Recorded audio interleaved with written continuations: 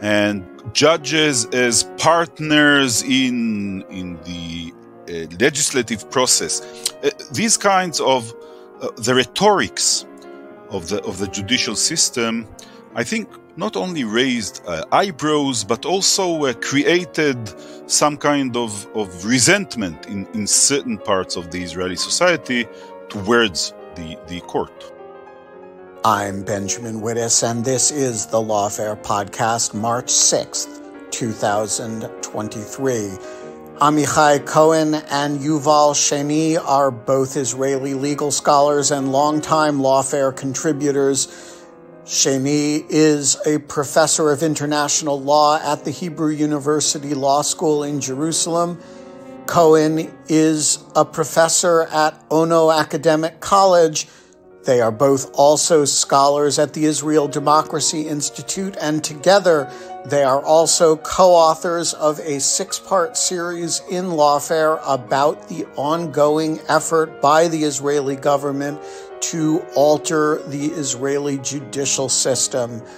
It is a detailed account of a very serious reform operation in Israel, one the authors argue is dangerous.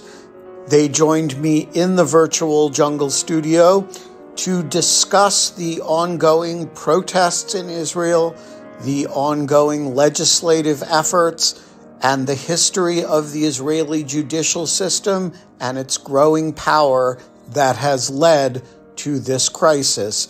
It's the Lawfare Podcast, March 6th, the Israeli judicial system on the brink. So I want to start with the protests that have, as of yesterday, and we are recording on Thursday afternoon, Washington time, been broken up with force by the Israeli police. Amichai, get us started. This is not something that normally happens in Israeli civilian protests.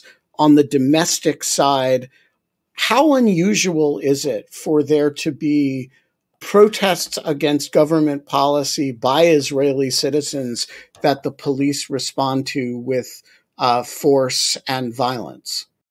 So I think there are two main differences between previous protests, and there have been previous protests, and the current protests. The first one is that we have now the Minister of National Security, Itamar Ben-Gvir, heavily involved in the actual operation of the police.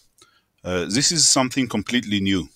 The tradition of the Israeli police is independence in terms of the application of force in demonstrations. But Ben-Gvir has changed that. He has been very explicit about changing that. He said up front, I want to control police operations. And he was actually in the headquarters of the police. Allegedly, reports are that he pushed for using more force. The second point is that there have been civilian protests in Israel, and there was police force used in order to break them down and open roads. However, usually these are used when the protesters themselves are violent, use violence in an extreme measure. It doesn't seem that the protesters in this instance were very violent in their activities. I wouldn't say they were completely peaceful, and I must say that in the past 8 weeks, when the protests have been taking place, the police has been very tolerant, generally, regarding the protests. However, this time it seems that the police decided to do some kind of show of force, and it's of course connected to my earlier point.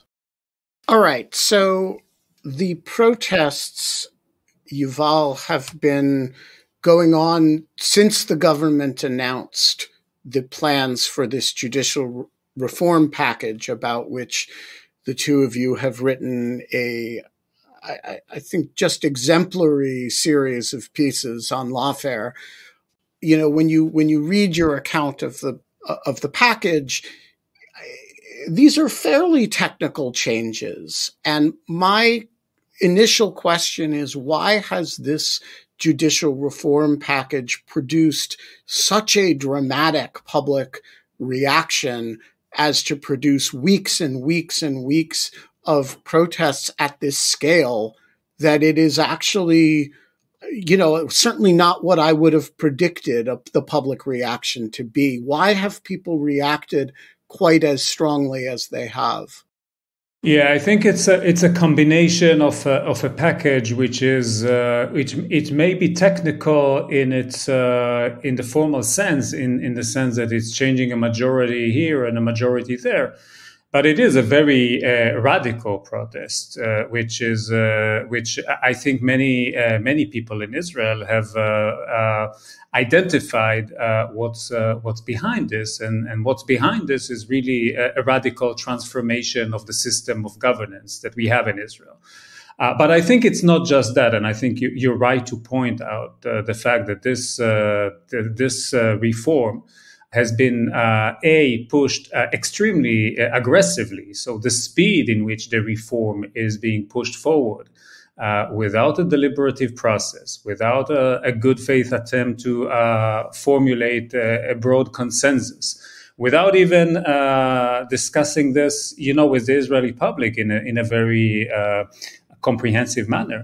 I think this is an additional factor that has created a lot of suspicion and hostility. It does seem like a shock and awe kind of operation. And add to that the fact that this is being led by a government that has within it people who have been themselves implicated in criminal offenses. Some have been convicted.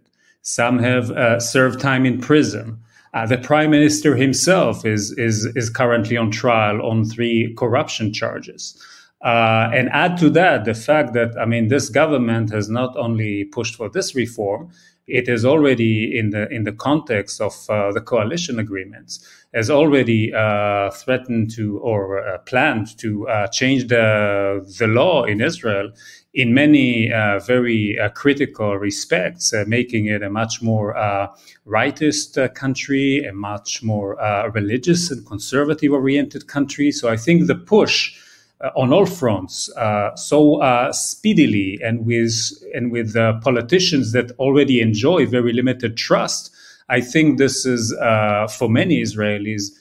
This was more than one bridge too far. It was a number of bridges too far simultaneously, and that generated the kind of response which I think is quite surprising in its intensity. Okay, so one thing that is confusing from an outsider's perspective about this package is what it is really a response to. In some ways, it is a response, as you describe, to the corruption charges against a number of ministers. In a larger sense, it's a response to the growing power of the Israeli Supreme Court over the last 30, 40 years. And in some ways, it's a response to the court's willingness to the sort of unusual administrative law posture of the Israeli Supreme Court, which can hear kind of challenges to the reasonableness of government action. I'm curious from both of you, Amichai first, how do you understand what the policy objective here really is, and what the problem is that the package is meant to address? So there are 2 or 3 separate problems. There's actually a coalition of powers with each one trying to achieve a different goal, I think. One of them is, of course, Netanyahu, which has some kind of legal problems. The second is the ultra-Orthodox segment of the Israeli society, which for a long time has been at odds with the court system has had grievances against the courts on several fronts.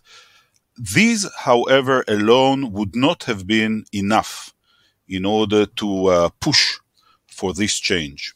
What is going on, I think, is, and we've seen it in other countries as well, perhaps also in the United States, but in Israel in the recent decade or 15 years, is a populist movement which sees any review by the courts as illegitimate.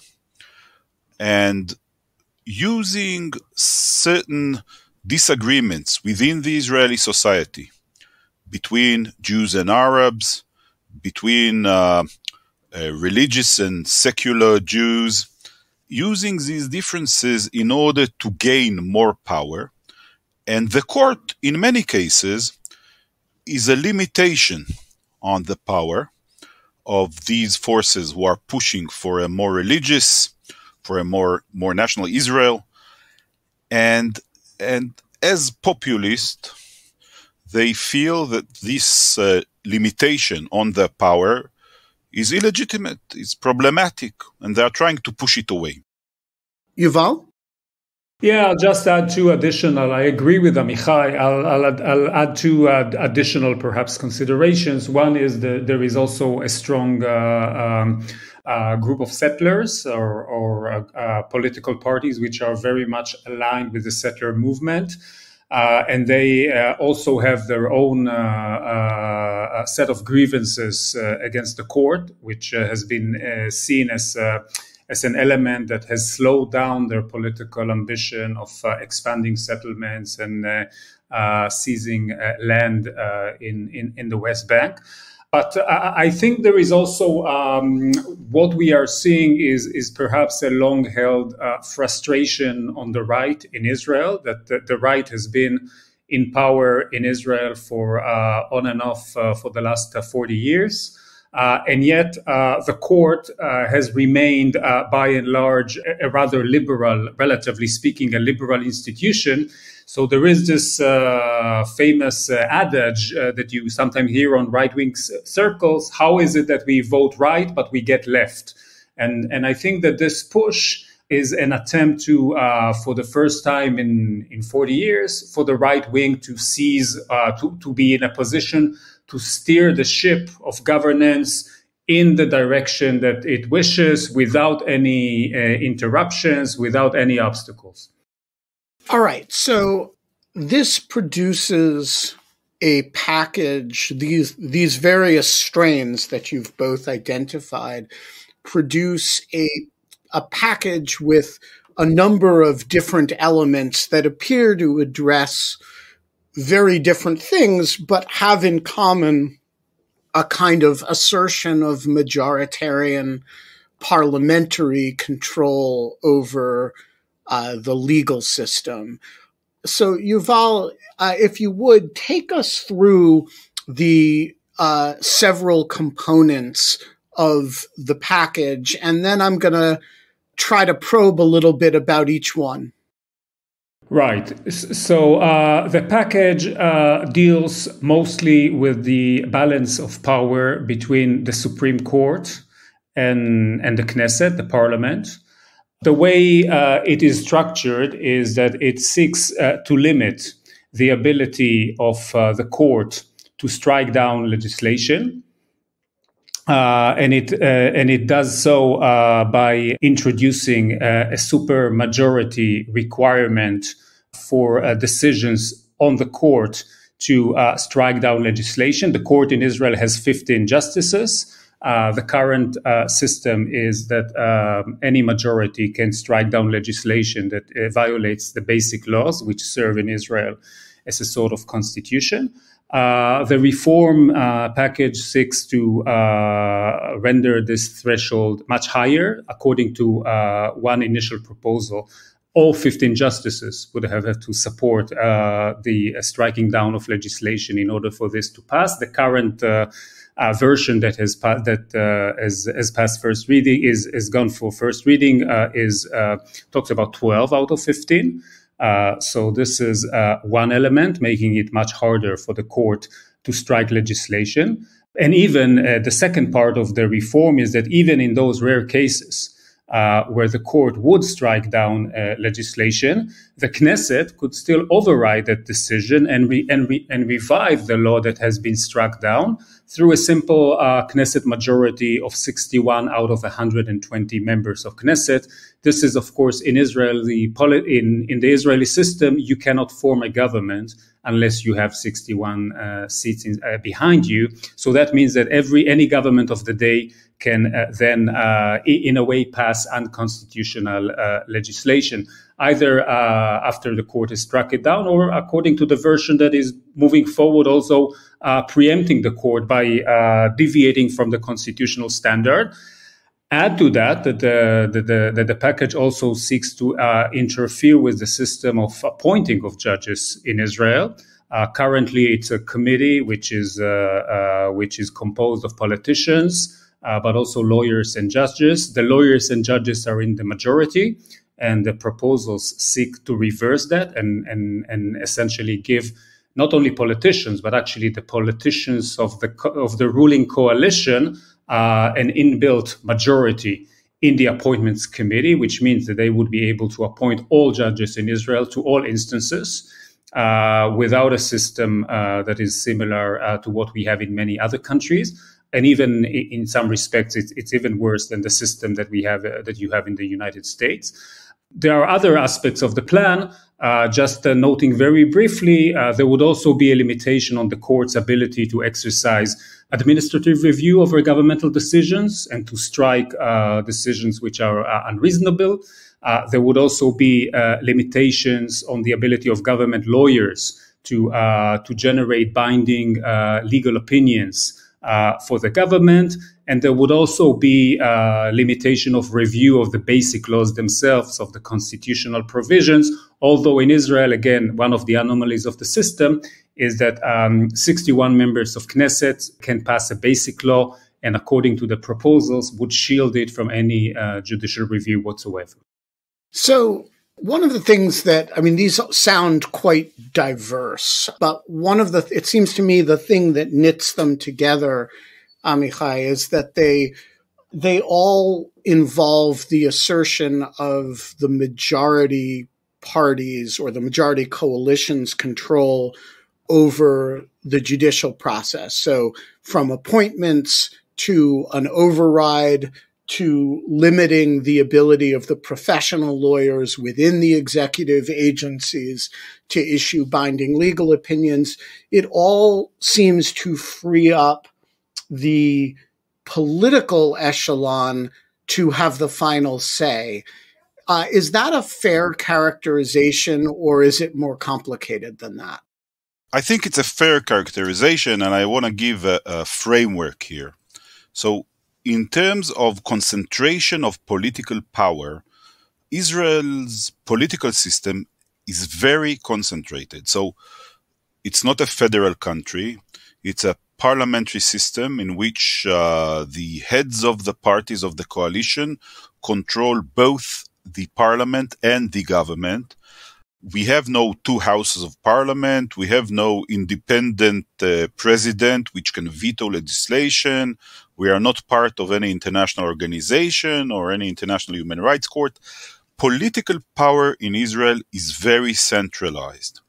And what developed in response to this centralization is a strong judicial system, which is built on two bases. One is a strong Supreme Court.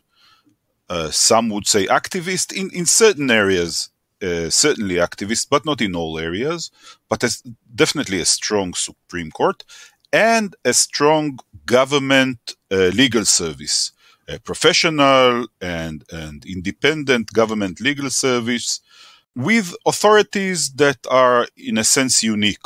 So this created the balance in Israeli politics between a very, very centralized political system and, to balance it, a judicial system. But the anomaly, as Yuval has said, that this is all built on sand. So it's very easy for political powers or political coalition which wishes to change this delicate balance, to simply do what they are doing right now and say, we have the majority, we have the power, we are going to take the powers away from the judicial system. And I think this is the thread that connects all these different suggestions. All right. So this raises the question of how Israel managed to build such an elaborate system of set checks and balances on the basis of sand. This is a very jarring idea to Americans who are used to the idea of checks and balances as rooted in separation of powers. They are the basis of the entire Constitution, and it all comes back to the written Constitution. But as you guys describe in this series, the Israeli system of checks and balances kind of, first of all, it develops relatively recently. And secondly, it develops based mostly on the Knesset kind of tolerating its development over time, in that it could always have been changed with 61 votes. So, Yuval, give us a bit of an overview of how this system developed and why it developed a kind of with the toleration in a system of ultimate legislative supremacy that the legislature actually sort of let it happen. Yeah, I mean, it's an interesting story, but and I think it has to do with perhaps two or three aspects of the situation. One is that for many years, Israel had quite strong consensus around a number of institutions, one of them being the IDF, the other being the Supreme Court. The IDF being the army. The army. So the Supreme Court would obtain until 20 years ago approval ratings of about 80% in polling by the Israel Democracy Institute and other organizations. So the idea that the Supreme Court is exercising review on governmental policy was something that was quite acceptable. I mean, the change has come in a way from the late 1990s onwards, when the court did assume more power. In parallel, politics, especially on the right, started organizing more and more around the idea of pushing back against some of the liberal decisions that the court was issuing through challenging the authority of the court. And we are seeing a gradual erosion of support for the court. So now, according to our polling at the IDI, Israel Democracy Institute, the court is has about half of the approval ratings, the diffuse support that it had 20 years ago. So now it is about 41 or 42% support. So we have seen a decline in the level of political support for the court, which is not just because this has happened. It's because there has been an intensive campaign against the court for years now, a couple of decades, which has created a public opinion which is much more open to changing the balance of power. And the second factor, which is significant here, which explains why this hasn't happened until now, is that the governments in Israel for always, I mean, since the state was established, were always coalition governments. There has never been a party that has obtained more than 50% of the seats in parliament. This is, of course, a very different system than the American system. It's a system where you could have in parliament 10 different parties or 8 or 12, and they have to strike a bargain. They have to build a coalition. And up until this government, all governments that we have seen have had parties that were quite supportive of the court, or at least they didn't see the court as in a hostile manner, and therefore they simply exercised a sort of a veto power over attempts to tamper with the tradition in which the court in Israel has this authority. What is unique about this government is this is a full, we call it male, full right-wing government. And there is no longer within the coalition any element that has any pro-court sentiment. And that makes a development that, like Amichai said, it was an organic a development that has been an organic development, a gradual development, but not really embedded in a strong constitutional text. It makes it much more vulnerable to these sort of changes. One of the things I loved about this series was that you are very candid about the areas in which the court's own behavior over the years has generated some of the resentment that it is now having to fight off. You refer to that just now when you described how it started assuming more power in the 90s. So, Amichai, I'm just going to ask this bluntly. How much of this is the court's own fault and the chickens coming home to roost? Okay, so some of it, some of the blame lies with the court, in the sense that the judges were not good politicians. I'm not sure we want to expect judges to be good politicians. They are judges, not politicians. But certainly, looking at it from an outside perspective, decisions of the court alienated certain important segments in the Israeli society. I think the most critical one was the ultra-Orthodox segment of the Israeli society, which is a very important and growing part of the Israeli society. And the court, in several decisions, some of them constitutional decisions, so striking down laws that were important to the ultra-Orthodox community, and other in administrative decisions, the court alienated this segment of the Israeli society, and certainly this was not politically, as I said, perhaps wise. The second point is that the court intervened in areas in which I think at the end of the day, the Israeli public viewed the fact that the court intervened in these areas as problematic. Religion and state, for example, was an area in which the court intervened, and I'm not sure that the important parts of the public viewed favorably the fact that the court intervened without any direct connection to the actual result of the intervention. But the fact that the court was willing to intervene in these areas, the court, I must say, reluctantly intervened in many of these areas. But at the end of the day, I think the public saw them as areas in which the Knesset should have decided, and not the court. And I think the last, perhaps, mistake or reason or the blame you could put at the door of the court is that justices, and I think unnecessarily, speaking about the role of judges in making policy and the constitutional revolution, and judges as partners in the legislative process, these kinds of the rhetorics of the judicial system, I think not only raised eyebrows, but also created some kind of resentment in certain parts of the Israeli society towards the court.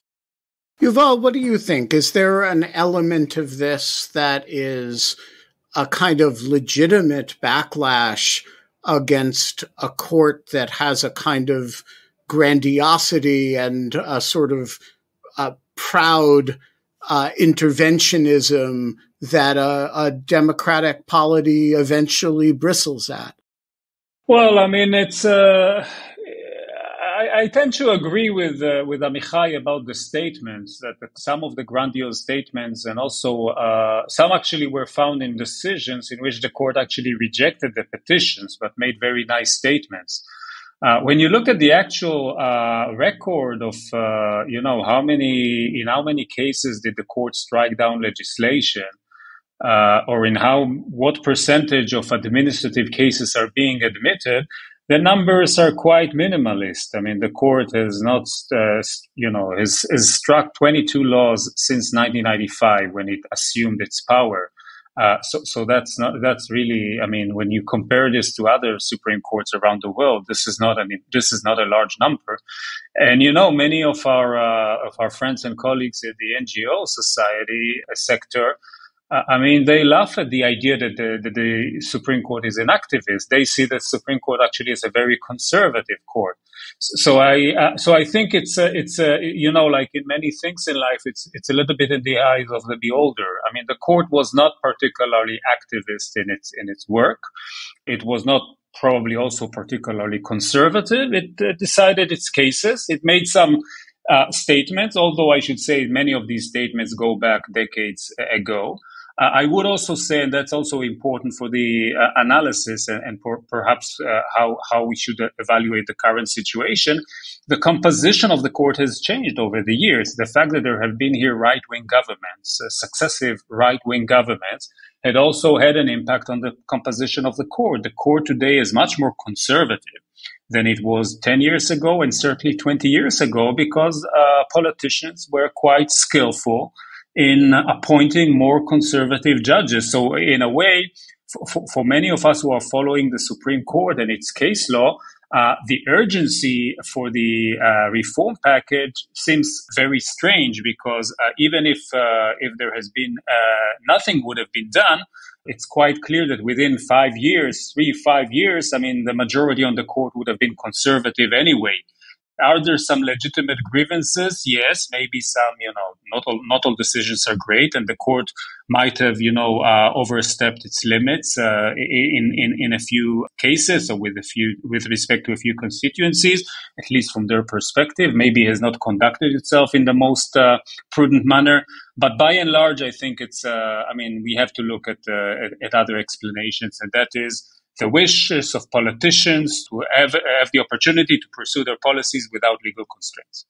Okay, so before we turn to the prospects of passage of this package, I just want to ask you both about the comparison to American discontent with the judiciary, which has in the last 50 years principally been in the province of the political right, as in Israel, and has had some sort of similar sounding elements, the talk of judicial activism and the talk of, unelected judges usurping the power of the people's representatives, but has increasingly migrated, as the court has migrated to the right, has increasingly become an anxiety of the left and the center.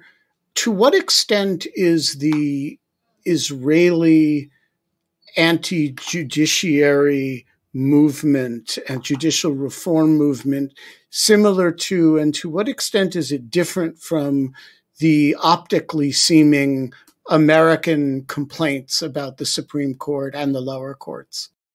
I think there is, first of all, direct American effect on the way Israelis act. You can see it. So the research think tanks and politicians who speak about judicial activism, we can see that they have learned from ideas coming from the United States and have adopted the rhetoric and the claims that are made in the United States, and the framework seems to be different.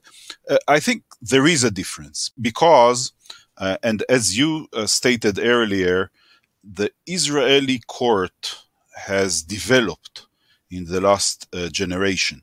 So the idea of constitutional democracy has not been here a generation ago, and Israelis do not have this more than 200 years of history of a court striking down laws, and it's easy for them to speak about the previous generation, right? The ideal court of a previous generation that has been able to maintain democracy without striking down laws and without judicial activism and without intervention. So in a sense, it's much easier for the politicians and academics critical of the court to imagine a democratic state without a court. Maybe I can add, Ben, that the appointment system in the United States is, of course, also being put forward within debates in Israel. It's an example that you can be a democracy and have politicians appoint judges or justices. So this is, I think, an important component. I think part of, more broadly, part of the rhetorical tools that are being used by supporters of the reform is a cherry picking strategy where they bring the judicial appointments are important from the United States, the override is important from Canada, the supermajority from South Korea, etc., etc. So there is, I think, also this legitimizing role. Of course, one of the big differences between the American system and the Israeli system, other than the fact that the U.S. has many other checks and balances and it is a federal state, etc., is also that in the U.S. in recent decades there has been a fluctuation of political power between Democrats and Republicans. In Israel, as I said before, it seems that this is a much more stable situation. So the party that is in control of parliament will be in a position to take control over the judiciary on a more or less permanent basis.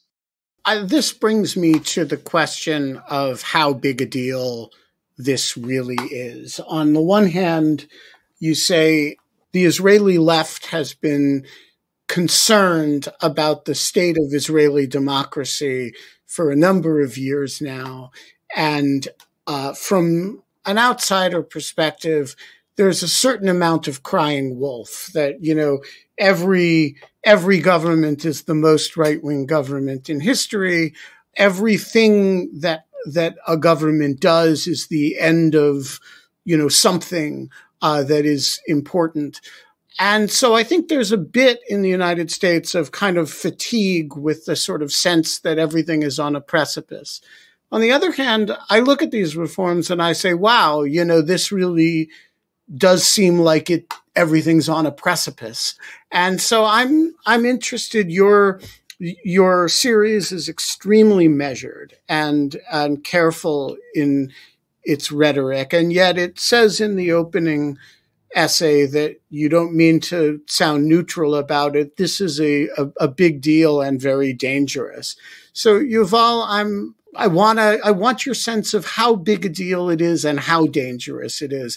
Is this a thing where Israel will be a little bit less democratic if this passes, or is this, like the Polish government or the Hungarian government coming in a democratic fashion and stripping away the judiciary's independence in a fashion that creates effectively not a one-party state, but a one-block state? Yeah, I think it's very serious, and I mean, you are right that there have been Israelis that have identified already, phenomena such as the occupation or the corruption trial of Netanyahu and other problematic developments as the end of democracy. I think I will speak also for Amichai. We were not part of that camp. There were challenges, there were problems, but I think what we're seeing here is on a different scale, because it involves the dismantling of the one and only check that currently exists on executive power, and which is also in control of legislative power, and that is the judiciary. This is the one safeguard that Israel democracy has. I think for many years there was a concern about the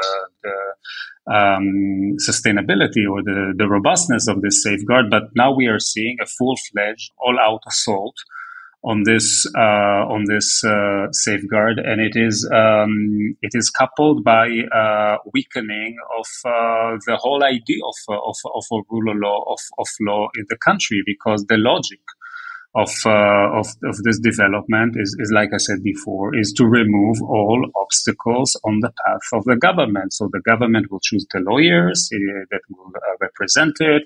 It will not follow their opinion if it's not a legal opinion, if it's not advantageous.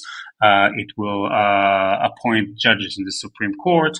It will ignore decisions of the Supreme Court if by passing an override if it feels like it. It will deprive the court initially from reviewing. So you ask yourself, why is such a radical reform being pursued? And the answer must be is that this is part of a plan to introduce essentially a regime change. So I think the Hungary and Poland model is quite appropriate. I mean, the comparison. And I also think that it would not be surprising, and many Israelis think that this is going to be the next stage in the so-called regime change, that there would be interference with the voting laws in Israel with the view to ensuring that the current coalition more or less stays in power for the foreseeable future. Because the logic of giving so much power to the executive is actually an indication that you envision yourself as being the executive from here onwards, because you wouldn't want the other party, when it is in power, to have such extent of unlimited power. If I may add, two short points. One is that if you look at the demonstrations and the opposition to the suggestions, it's the first time, I think, in at least in my memory, right, in the recent decades, that so many Israelis have gone to the streets, and it's the bedrock of Israeli society. So there are letters from reserve pilots in the Air Force saying, we will not serve as reserve pilots under this regime, right? And economists and entrepreneurs claiming we are taking our companies out, and in large numbers. So that's the first point. And the second point relates directly to your question. One important reason that all these claims, what you call the crying wolf, did not materialize before, is exactly because there was a limitation.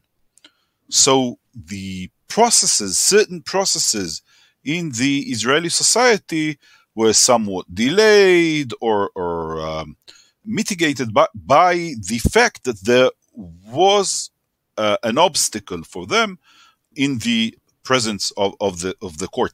Dismantling the court would, of course, also bring back all the previous ideas and plans that perhaps did not materialize, but will now materialize. So you'll get not only the fact, as Yuval said, that changing the governments in free elections will become much more difficult, but also a lot of plans that did not take place will now take place. All of which leads to the question, what are the prospects for this actually passing? When, in the United States, the fact that the president wants a law doesn't mean it's going to happen. When the government of Israel wants a law, it almost per se has the votes to pass it. This package has passed its first reading. What needs to happen before it becomes finally passed?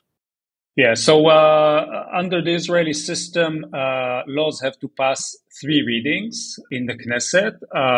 Some of the bills who have to pass 4 readings, depending on whether it originates in the government or private members of Knesset. And what is a reading? A reading is simply an up or down vote. So there will be a reading on the draft. Some parts of the package have already passed first reading. Then it goes to a committee. The committee would then discuss the bill on a article by article, section by section basis, would vote on each section, and then it would go for another section by section vote in the plenary of the Knesset. and then the whole bill would go for an up or down vote. Now, that sounds quite complicated, but if the government wants to do it, it can do everything within a week. And there have been many laws, including basic laws in Israel, that were passed from start to end within a week. So in terms of when will the process run its course, currently it is predicted to run its course by the Passover break, which is in about a month's time. So we are talking about a rather short timeline in which the government can pass these laws. It still has the votes because it's a coalition of 64 members of Knesset, which is again quite remarkable. We had the elections had surprising results. There were two left-wing parties that didn't pass the electoral threshold, and hence the right wing not only won the elections, but it won it handily, much more than it was predicted. And I think this is another reason why they're pushing quite aggressively now, because they sense that this is a golden opportunity for that part. Will they pass the laws? It's really, at this point in time, it's up in the air, because there is a strong political push on the government side, but they're also encountering very strong resistance. I mean, the demonstrations are massive, and they do have their toll. I mean, the government's approval ratings are plummeting. According to recent polls, if elections would take place now, they would lose the elections. According to some polls, even would lose it quite badly. There is also an economic pressure that is growing by the day. These reforms are not only not popular within the Israeli electorate, they're also not popular with the markets.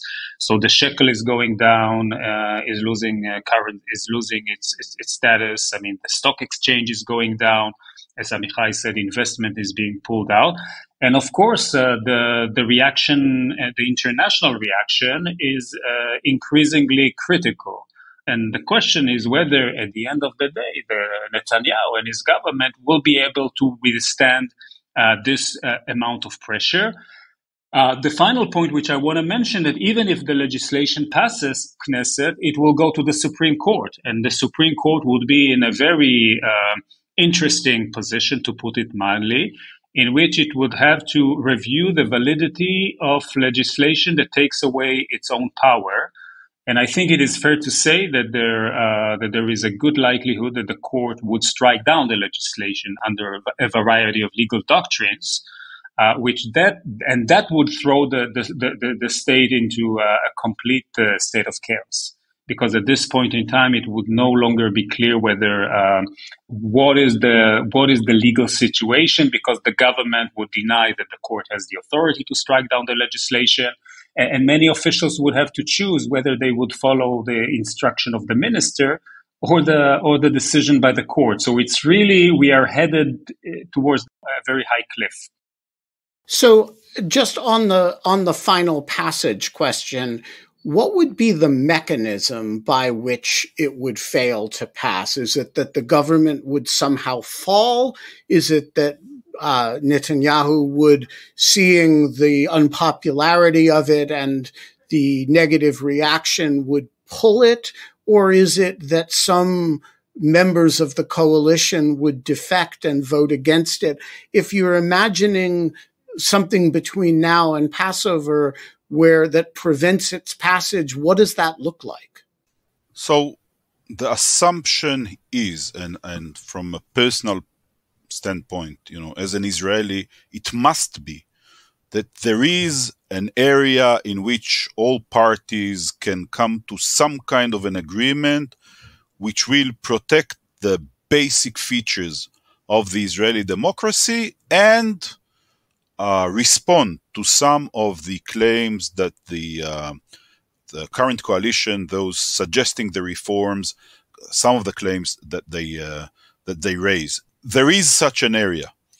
Whether the parties will be willing politically to compromise and get to that area is the difficult question. But I think the best case scenario is some kind of an agreement. Of course, the coalition will be pushed by international economic forces to get some kind of an agreement. And the opposition, it's in a very weak position because without an agreement, the possibilities of losing the vote. So that's a best case scenario. As Yuval said, it's not at all clear that the parties will go to it. The coalition, of course, has a very strong interest to pass as much as it can, and there is now a race between the political powers supporting the passage and the economic and international powers pushing against it. And as long as they'll do it very quickly, then I think they have a good chance of passing it. And also in the opposition, it's true that they might lose the vote in the Knesset, but losing the vote, as Yuval said, is not the end of the game. There is still this decision in the Supreme Court and the next elections, and perhaps some of the opposition parties are looking at the next election and viewing a loss in the current round as the best possibility of winning the next election. We are going to leave it there. Amichai Cohen, Yuval Shany, thank you both so much for joining us today. Thank you. Thanks for having us. The Lawfare podcast is produced in cooperation with the Brookings Institution. Our audio engineer this episode was Noam Osband of Goat Rodeo. Hey folks, are you a material supporter of Lawfare yet? If so, thank you. If not, you need to become one, because this podcast doesn't make itself, Lawfare doesn't write itself, and projects like this require a lot of support to make happen. The Lawfare podcast is edited by Jen Patya Howell. Our music is performed by Sophia Yan. And as always, thanks for listening.